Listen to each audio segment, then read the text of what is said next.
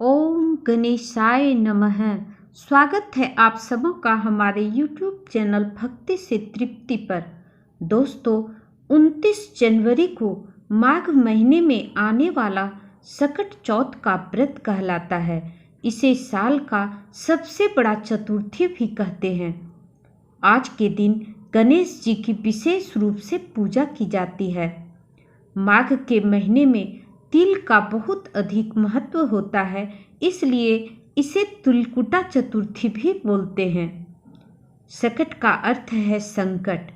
इस दिन गणेश जी सबके दुख को हर लेते हैं और लंबी आयु एवं इच्छा पूर्ति का वरदान देते हैं। इस दिन गणेश जी का तिल से पूजा की जाती है। माताएं आज के दिन अपने संतान की लंबी आयु के लिए व्रत रखती हैं, सकट चौथ की कथा पढ़ती हैं और कथा सुनती भी हैं। मान्यता है कि सकट चौथ की कथा पढ़े या सुने बिना व्रत अधूरा माना जाता है। जो माताएं इस दिन सच्चे मन से पार्वती पुत्र श्री गणेश जी का विघ्नहर्ता भगवान गणेश जी का कथा को पढ़ती या सुनती है, भगवान विघ्नहर्ता भगवान जल्द ही उसके सब दुखों को हर लेते हैं। तो चलिए आज मैं आपको विघ्नहर्ता भगवान गणेश जी के सकट चौथ की 6 पौराणिक कथाएं सुनाती हूँ। कथा को अंत तक ध्यान पूर्वक जरूर सुनिएगा और चैनल पर नए हैं तो चैनल को सब्सक्राइब कर लीजिएगा।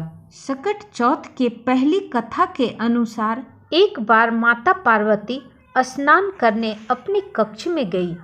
कक्ष में कोई अंदर न आ जाए, इसके लिए उन्होंने गणपति बप्पा को बाहर में खड़ा कर दिया और उनको आदेश दिया कि जब तक मैं स्नान करके बाहर न आ जाऊं तब तक किसी को भी अंदर नहीं आने देना। गणेश भगवान ने माता पार्वती की बात को सहर्ष स्वीकार किया, क्योंकि गणेश भगवान माँ के परम भक्त हैं। इसलिए भगवान गणेश ने माता पार्वती की आज्ञा का पालन करते हुए वहीं पर खड़ा होकर पहरा देने लगे।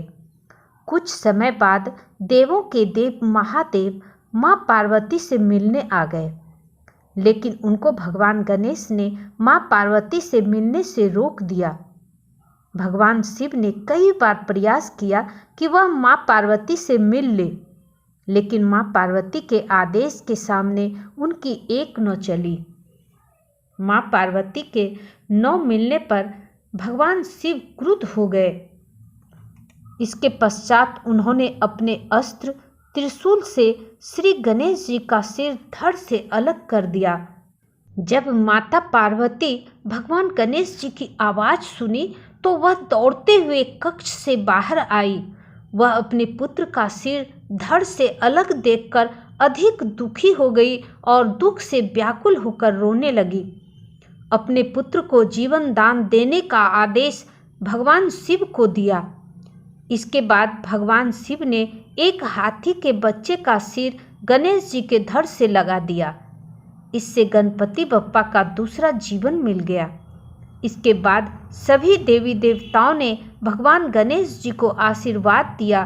तभी से महिलाएं अपने संतान की दीर्घायु के लिए सकट चौथ का व्रत रखती हैं। अब मैं सकट चौथ की एक दूसरी पौराणिक कथा सुनाती हूँ। एक समय भगवान विष्णु और माता लक्ष्मी जी के विवाह की तैयारियां जोरों से चल रही थी। इसमें सभी देवता को निमंत्रण दिया गया था और सभी देवता आए हुए थे, लेकिन विघ्नहर्ता गणेश जी को निमंत्रण नहीं भेजा गया था। सभी अपनी पत्नियों के साथ विवाह में आए, लेकिन गणेश जी उपस्थित नहीं थे। ऐसा देखकर देवताओं ने भगवान विष्णु से इसका कारण पूछा। उन्होंने कहा कि भगवान शिव और पार्वती को निमंत्रण भेजा है। गणेश अपने माता पिता के साथ आना चाहें तो आ सकते हैं। हालांकि उनको 1.25 मन मूंग, 1.25 मन चावल, 1.25 मन घी और 1.25 मन लड्डू का भोजन दिन भर में चाहिए। यदि वे नहीं आए तो ज़्यादा अच्छा है। दूसरे के घर जाकर इतना सारा खाना पीना अच्छा नहीं लगता है। यह कहकर भगवान विष्णु चुप हो गए। इस दौरान किसी देवता ने कहा कि गणेश जी अगर आए तो उनको घर के देखरेख की जिम्मेदारी दी जा सकती है। तब उनसे कहा जा सकता है कि आप चूहे पर धीरे धीरे जाएंगे तो बाराती आगे निकल जाएगी और आप पीछे रह जाएंगे। ऐसे में आप घर की देखरेख करें। इस प्रकार सभी देवताओं ने मिलकर योजना बनाई और भगवान विष्णु ने गणेश भगवान को निमंत्रण भेज दिया। भगवान विष्णु के निमंत्रण पर गणेश जी वहां उपस्थित हो गए। उनको घर की देखरेख की जिम्मेदारी दी गई और उन्हें समझा दिया गया कि आप अगर जाएंगे तो आप चूहे पर चढ़कर बहुत धीरे धीरे चल पाएंगे, इसलिए आप घर की देखरेख करें। गणेश जी मान गए और घर की देखरेख करने के लिए दरवाजे पर बैठे। घर से बारात निकल गई और गणेश जी दरवाजे पर ही बैठे थे। यह देखकर नारद जी ने इसका कारण पूछा कि हे गणेश, आप यहाँ पर क्यों बैठे हो? तब उन्होंने कहा कि विष्णु भगवान ने उनका अपमान किया है। तब नारद जी ने गणेश जी को एक सुझाव दिया। गणपति ने सुझाव के तहत अपने चूहों की सेना बारात के आगे भेज दी, जिसने पूरे रास्ते खोद दिए। इसके फलस्वरूप देवताओं के रथों के पहिए रास्ते में ही फंस गए। बारात आगे नहीं जा पा रही थी। किसी के समझ में कुछ नहीं आ रहा था कि क्या किया जाए। तब नारद जी ने गणेश जी को बुलाने का उपाय दिया ताकि देवताओं के विघ्न दूर हो जाएं। तब भगवान शिव के आदेश पर नंदी गजानन को लेकर आए। देवताओं ने गणेश जी का पूजन किया। तब जाकर रथ के पहिए गड्ढों से निकल गए, लेकिन कई पहिए टूट भी गए। उस समय पास में ही एक लोहार काम कर रहा था। उसे बुलाया गया। उसने अपना काम शुरू करने से पहले गणेश जी का मन ही मन स्मरण किया और देखते ही देखते सभी रथों के पहियों को ठीक कर दिया। उसने देवताओं से कहा कि लगता है आप सभी ने शुभ कार्य करने से पहले अपने विघ्नहर्ता गणेश जी का पूजा नहीं किया है, तभी तो ऐसा संकट आया है। आप सब गणेश जी का ध्यान कर आगे जाएं, आपके सारे काम हो जाएंगे। देवताओं ने गणेश जी की जय जयकार की और बारात अपने गंतव्य तक सकुशल पहुंच गई। भगवान विष्णु और माता लक्ष्मी का विवाह संपन्न हो गया। अब मैं सकट चौथ व्रत की तीसरी कथा सुनाती हूँ। एक दिन माता पार्वती नदी के किनारे भगवान शिव के साथ बैठी थी। तभी माता पार्वती को चौपड़ खेलने की इच्छा हुई। उन्होंने भगवान शिव से कहा, भगवान चलिए हम लोग चौपड़ खेलते हैं। भगवान शिव ने उन्हें बहुत मना किया, लेकिन वह नहीं मानी। तब भगवान शिव ने कहा कि उनके अलावा कोई तीसरा नहीं है, तो फिर खेल में हार जीत का फैसला कौन करेगा? तब ऐसे में माता पार्वती और शिव जी ने दोनों ने मिलकर एक मिट्टी की मूर्ति बनाई और उसमें जान फूंक दी और उनको कहा गया कि तुम निर्णायक की भूमिका लो और तुम यह निर्णय करना कि इस खेल में कौन जीता, भगवान शिव या माँ पार्वती, ये तुमको करना है। ऐसे में खेल में लगातार माता पार्वती लगातार 3 बार विजयी हो गई। इससे माता पार्वती बहुत खुश हुई और हर बार निर्णय उनके तरफ ही गई। लेकिन एक बार गलती से माता पार्वती को हारा हुआ और भगवान शिव को विजय घोषित कर दिया। बालक की इस गलती से माता पार्वती अत्यंत क्रोधित हो गई और क्रोध में आकर माता पार्वती ने बालक को श्राप दे दिया कि तुम लंगड़ा बन जाओ। उतना कहते ही बालक लंगड़ा हो गया। लंगड़ा होते ही बालक बहुत रोने लगा और माता पार्वती से प्रार्थना करने लगा और अनुनय विनय करने लगा कि माँ मुझे लंगड़ा मत बना, माँ मुझे माफ़ कर दो, मैंने गलती से आपको हारा हुआ बताया। तब माँ पार्वती को अपनी गलती की एहसास हुई। उन्होंने कहा कि श्राप तो अब वापस नहीं लिया जा सकता है, पर एक उपाय है। संकष्टी के दिन यहाँ पर कुछ कन्याएं पूजन के लिए आती हैं, उनसे व्रत और पूजा की विधि पूछना। तुम भी वैसे ही व्रत और पूजा करना। विघ्नहर्ता भगवान गणेश जी की कृपा से फिर से तुम्हारा शरीर कंचन हो जाएगा। माता के कहे अनुसार उन्होंने व्रत किया, जिसके प्रभाव से उसका शरीर कंचन का हो गया। अब मैं आपको चौथी पौराणिक कथा कहती हूँ। एक नगर में एक कुंभकार रहता था। एक बार उसने बर्तन बनाने के लिए आव लगाया, जिसमें आव नहीं पका। कुंभकार ने लाख कोशिश की, लेकिन उसका आव पकता ही नहीं था और वह हार कर राजा के पास जाकर प्रार्थना करने लगा। राजा ने राज पंडितों को बुलाकर इसका कारण पूछा, तो राज पंडित ने कहा कि इस बार आव लगाते समय आपको किसी बच्चे का बलि देनी होगी। तब राजा का आदेश हो गया और बलि की प्रथा प्रारंभ हो गई। जिस भी परिवार की बारी होती, उस परिवार का एक बच्चा बलि के लिए भेज दिया जाता था। इसी तरह कुछ दिनों के बाद सकट के दिन एक बुढ़िया के पुत्र की बारी आई। उस बुढ़िया के लिए उसका लड़का, उसका बेटा ही उसका जीवन का सहारा था। लेकिन राजा की आज्ञा के कारण वह बुढ़िया विचार करने लगी, सोचने लगी कि अब मैं क्या करूं, कैसे इसे बचाऊं। यदि मेरे बेटे को कुछ हो गया तो मेरे ऊपर तो संकट ही आ जाएगा। तब बुढ़िया ने बेटे को सकट की सुपारी और दूब का बीड़ा देकर कहा कि बेटा, भगवान का नाम लेकर आव पर बैठ जाना। और बुढ़िया के बेटे को कुंभकार ने आग में बिठा दिया। बुढ़िया रात भर भगवान से अपने बेटे की कुशलता के लिए प्रार्थना करती रही। हे गणपति, हे गजानंद, हमारे पुत्र की रक्षा करना। हे विघ्नहर्ता, हमारे पुत्र के सारे विघ्न को हर लेना। इस तरह से रात भर भगवान गणेश की प्रार्थना करती रही। पहले तो आव पकने में कई दिन लग जाते थे, लेकिन भगवान गणपति की कृपा से एक ही रात में आव पक गया। सवेरे जब कुंभकार ने देखा तो हैरान रह गया। आव पक गया था और बुढ़िया का बेटा और अन्य सभी बालक जिनकी बलि दी गई थी, वे भी जीवित हो उठे थे।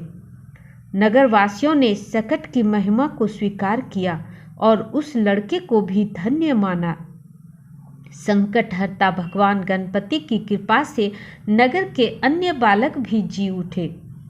नगरवासी तभी से इस दिन को सकट चौथ के रूप में मनाने लगे और इस दिन से भगवान गणेश की पूजा करने लगे और लोगों से भगवान से प्रार्थना की कि जैसे आपने हमारे बच्चों के लिए रक्षा की है, हमारे बच्चों की जीवन की रक्षा की है, वैसे ही आप इस कथा को पढ़ने और सुनने वाले सभी भक्तजनों का और इसका व्रत करने वाले सभी भक्तजनों का बच्चों की रक्षा आप उसी प्रकार करें। जय गणेश भगवान। अब मैं आपको सकट चौथ व्रत की 5वीं कथा सुनाने जा रही हूँ। कथा को अंत तक जरूर सुनिएगा। एक साहूकार और एक साहूकारनी थी। वह धर्म पुण्य को नहीं मानते थे। इसके कारण उनके कोई भी बच्चा नहीं था। एक दिन साहूकारनी पड़ोसी के घर गई। उस दिन सकट चौथ का व्रत कर रही थी। वहां पड़ोसन सकट चौथ की पूजा करके कहानी सुना रही थी। साहूकारनी ने पड़ोसिन से पूछा, तुम क्या कर रही हो? तब पड़ोसिन बोली कि आज चौथ का व्रत है, इसलिए कहानी सुना रही हूँ। तब साहूकारनी बोली, चौथ के व्रत करने से क्या होता है? तब पड़ोसिन बोली, इसे करने से अन्न, धन, सुहाग और पुत्र सब कुछ मिलता है। तब साहूकारनी ने भगवान गणपति से कहा, हे भगवान गणपति, हे गजानन, अगर मेरा गर्भ रह जाए तो मैं 1.25 सेर तिलकुट चढ़ाऊंगी और चौथ का व्रत करूंगी। श्री गणेश भगवान की कृपा से साहूकारनी के गर्भ रह गया तो वह बोली कि मेरा लड़का हो जाए तो मैं 2.5 सेर तिलकुट करूंगी। कुछ दिन बाद उसके लड़का हो गया तो वह बोली, हे चौथ भगवान, मेरे बेटे का विवाह हो जाएगा तो 5.25 सेर तिलकुट करूंगी। कुछ वर्षों बाद उसके बेटे का विवाह तय हो गया और उसका बेटा विवाह करने चला गया, लेकिन उस साहूकारनी ने तिलकुट नहीं किया। इस कारण से चौथ देव क्रोधित हो गए और उन्होंने फेरों से उसके बेटे को उठवाकर पीपल के पेड़ पर बिठा दिया। सभी वर को खोजने लगे पर वे नहीं मिला। हताश होकर सारे लोग अपने अपने घर लौट गए। इधर जिस लड़की से साहूकारनी के लड़के का विवाह होने वाला था, वह अपनी सहेलियों के साथ गणगौर पूजने के लिए जंगल में दूब लेने गई। तभी रास्ते में पीपल के पेड़ से आवाज आई, ओ मेरी अर्धब्याही। यह बात सुनकर जब लड़की घर आई, उसके बाद वह धीरे धीरे सूख कर कांटा होने लगी। एक दिन लड़की की माँ ने कहा, मैं तुम्हें अच्छा खिलाती हूँ, अच्छा पहनाती हूँ, फिर भी तू सूखती जा रही है, ऐसा क्यों?